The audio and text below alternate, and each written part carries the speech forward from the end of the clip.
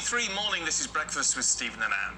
Time to look through the papers now. Joining us this morning, Tom Slater, editor of Spiked Online, and Nikki Hodgson, author and broadcaster. Welcome to both of you. Right, we're starting with you, Tom, and you've been looking in the Telegraph, well, basically at the economic crisis. Yes, so Liz Truss has given an interview to the Sunday Telegraph ahead of the beginning of the Tory party conference, and it's really kind of, the write-up here is kind of demonstrating the kind of two sides to this. On the one hand, mounting pressure from her own party, talk that even Michael Gove will be joining the various kind of prominent Tories, urging her to change tack and to potentially U-turn on some of her measures. But from Liz Truss, it's very much doubling down, sticking to the plan, trying to reassure that this is the right way to grow the pie, as she puts it, to reverse the kind of period of slow decline for the United Kingdom, and announcing some of these supply-side reforms that she's been talking about, particularly raising the threshold on what defines a small business in order to cut red tape and so on. But still ongoing questions about not only will she be able to kind of calm the markets, as it were, to make sure she can implement her plan, but also whether her plan is going to work in the first place, as far as just kind of getting the state out of the way is enough. It's interesting though that these politicians who say, including people like Michael Gove, who's got a track record with various things, if she was to abandon the plans, that she's finished. Yeah, sure. Yeah. She's finished at that point. She's got to press forward at this point. You know, she's committed to doing this. She is invested in it. She's saying it's the way forward, so she's got to do it. I agree with you. I don't see what else she can do right now. No. Meanwhile, according to the Observer, it's still not going down well with the voters. Well, no. So this is a new poll that's been done specifically for the Observer by Opinion, and it says that 3/4 of UK voters, including 71% of those who backed the Tories at the last election, are saying that they just don't think Liz Truss and Kwasi Kwarteng have got it right on the economy, and that they don't trust them with it. I wonder why that is, because at the moment we just don't know, do we? No, it's far too soon to judge, isn't it? It's far too soon to judge, but I think it's just that people are so much already at pinch point that they haven't got any bandwidth or time to sit out a plan to see if things are going to improve. They need help now, and that was the whole point of when the mini budget was coming in. That's what people thought would happen. It would alleviate some of the kind of suffering that's happening, and it hasn't. So that's what. Well, even Liz Truss supporters are saying that it's not so much her plan, because yes, you've got to give that time to be judged. It's the way they've sold it, and they haven't sold it really. They just sort of flung it in our faces and said, you know, we won't change our minds, like it or lump it. And they haven't tried to use any language around, you know, helping struggling families. Like, you know, they just seem so out of touch with what the country needs right now. And the thing, and especially the people who voted for Boris Johnson, who've never voted Tory before, these aren't Thatcherite free marketeers. You know, I think the Boris Johnson's insight was that missing gap in politics were people who were kind of right-wing on social issues but left-wing on economics, so he tacked to the left on those things. Liz Truss is much more ideological and doesn't want to do that, and hopes that the proof will be in the pudding in the end, but she hasn't got very much time. Well, that's the other point. I mean, about saying that potentially she's finished. There's lots of talk about the fact that she'll be replaced very quickly, and what's important to remember is that although technically when you're a new leader you've got a year, you're kind of protected from a confidence vote for a year, you can still be gotten rid of, because that's what happened to Theresa May and Boris Johnson. So, you know, is time ticking? There's a suggestion in this piece from the Observer that she'll be gone by November.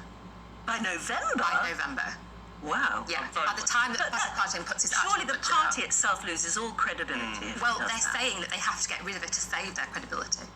Well, you see, if they did that, you've got to say, if they did that, they're guaranteed to lose at the next election. Surely. Aren't they? I mean, you can't vote in a new leader and then just get rid of them after a few weeks. I mean, it would be testing the country's patience to such a huge degree. It would, and that sense that the Tory party is almost self-indulgent as well, which I think built up even over the course of the last leadership election, let alone if there was So the Tory government's been in power now for 12 years? Yeah. How many leaders have we had in that time? We've had Cameron, May, Johnson, Truss. Yeah. And then if there's somebody else, that's just far too many, isn't it? It's too many. Meanwhile, in the Mail on Sunday, Tom, Kwasi Kwarteng, obviously, it was Rupert Hook, wasn't it, who made comments about him being superficially black. He's the wrong sort of black for Labour, says Kwasi. Yeah, so very much in response to those quite outrageous comments from Rupert Hook at that Labour Party fringe meeting, where she launched into this tirade about him being superficially black, and if you hear him on the Today programme, you wouldn't know that he was black, as if that was a prerequisite. Exactly. You have to sound black as well. I don't know what she meant by that. But people used to say this about Barack Obama, didn't they? And it's really he wasn't really black. It's this kind of really ugly almost left-wing form of racism, if you like, which passes the dinner party test. People can launch into it, as Rupert Huck did, and you kind of hear her on the tape almost stumbling, because she almost doesn't realise the quite grim implications of what it is she's saying. So here we've got Kwasi Kwarteng kind of hitting back and making the point that when people like Rupert Huck say essentially these people are the wrong type of ethnic minority, what they mean is that they don't have the right politics, they don't have the same kind of stereotypical background. It's a strange point for Rupert Huck to make, because she points out that Kwasi Kwarteng went to Eton and so on. She went to a very nice West London private school. So she's basically saying if you're posh and successful and God forbid rich and a few other things like that, you cannot be properly black. Exactly, and also the idea that anyone speaks for any particular minority group and that they can represent all of those individuals is ridiculous and quite unpleasant, is it? In the Mail here on Sunday, what's Kwasi said it in return? Well, he's essentially making the point that what they're saying here is that they think that they own ethnic minorities, they think that they own black people, and in response he's saying, given the fact that the Tory party have had 3 female prime ministers, that the string of the last 2 or 3 cabinets in particular have been very, very diverse, and all the rest of it, it just shows that Labour can't claim to have that monopoly on diversity and all. I certainly don't think Keir Starmer would wish to. It's just one of his. That's the trouble with party conferences, isn't it? Somebody says something wrong, gets everybody into trouble, and then makes the headline, and then it eclipses everything else that's been said.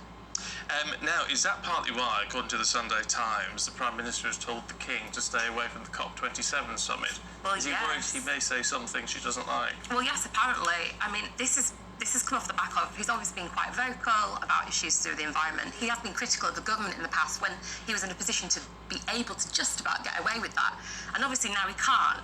But his staff are very annoyed about it for obvious reasons. It should be his kind of like big gig now and it's not happening. And also, they say that he is in control of his self.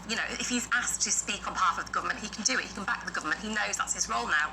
But what they're using Liz Truss's aides as a reason for not having him there is the fact that he was so vocal about the Rwanda plan, and they just feel that he's just kind of a bit of a liability at the minute. So it's very politically tangent. Do you think this is true? I mean, do you think Liz Truss actually said to him, we don't really want you to go to COP27? Well, she couldn't possibly have used that language, could she? No. And it does seem like it was more of a sort of negotiation, because obviously they want to be seen to be more or less on the same page. So it was probably... Also, it was always going to be a question, what should be his kind of first, almost official... Yeah, I think that's what they would have gone in. Diplomatically, you would have said something like, we don't think this is the best setting because, and not made it about him or his opinion. So who leaked it? Very interesting. Which side leaked it?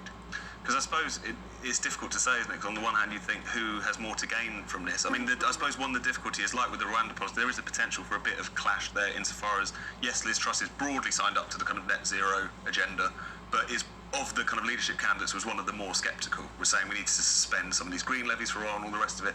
And maybe there was this concern that he would kind of let slip that he hopes all countries will stay to the plan or whatever in such a way that could be interpreted.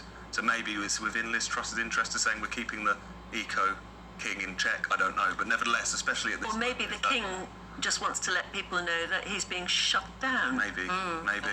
And are we happy with that? I mean, I personally would like him to open COP27 and make a speech. It's going to be very difficult for him because he hasn't had to do it up until now. It's very late in his career, so to speak, for him to having to be keeping his opinions to himself. And we know, the problem is we already know what he thinks because he's been campaigning for so long about the environment. But he's been a torchbearer for this very issue. Absolutely. To be shut down on this seems wrong. But he knows he's got to behave differently. He said that in his first speech. So a few years ago said, I'm not stupid enough to think that I could carry on as I was. And I think the difficulty is that he almost... There's this tendency to think of the environment as a non-political issue. Obviously, it involves all these other questions about the economy, all these different decisions that have to be made. It is very politically charged and probably become more so in the midst of this energy crisis. So keeping quiet on this particular issue is probably within his best interest as much as... Oh, I'd like to hear him speak out. Would you? I'd like him to be a controversial king. Yeah, I think I would as well. I think we're ready for it. I think we're ready for the royals to say more. Oh, I don't. Especially since this is an issue that he has been banging on about for years and years. This is his issue. And it doesn't have to be too political. He could just make a speech. But how important it is one of the things we talked about with the Queen and why we all love her so much is the fact that she was above all of this. You know, she was this sort of stabilising factor because she didn't get involved in these issues. So if we then had a controversial king, that demolishes her legacy, doesn't it? It doesn't really. I think it's to do with personality, isn't it? That the Queen suited that role. That was everything that she stood for. And King Charles just isn't that kind of monarch, I don't think. Can I just say, I'm very disappointed that neither of you picked a star. You thought you might be. Les Dawson's ghost ripped my trousers. Says, of all people, John Culshaw. It's John Culshaw. He bent over on stage, dressed as Les Dawson, and his trousers ripped. Oh. And then, He says- so he's possessed by... He felt the presence of. I mean, It is a great headline. I think it's been taken slightly out of context, Yeah. really. But he is very friendly with the family, Oh, of that's course. nice then. So, Okay. so there you go. But I just think it's a I saw that this morning, didn't we? We got in the studio. Anyway, I was it's like, not all politics and war. There are other things to talk about. It's true. good old Les Dawson. Joe, he died in 1993. Gosh, that's a long time ago. And he was lovely. And he was Very only, funny and he was lovely. only 62. Yeah, I know. It's a sad loss, Oh, actually. Dear He was me. a very, very funny man. Yeah. Anyway, you two, thank you very much indeed. Thank you. Catch up with you two a little bit later on, so I look forward to that.